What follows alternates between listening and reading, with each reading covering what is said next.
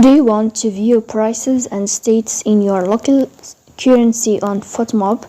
In this video, I will show you how to set your preferred currency on the FotMob app step by step, so you can easily understand player values, transfers, and other financial data. So let's go to see how it works. The first thing you have to do is to go to FotMob app.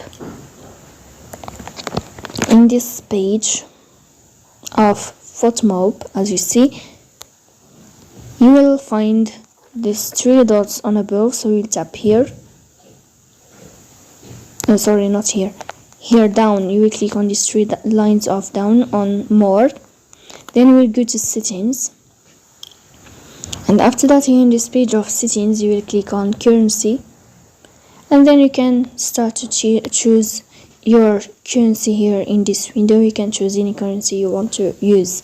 So that's it. If you are enjoying watching this video, and if this video is helpful for you, don't forget to press bell icon and subscribe. See you next time.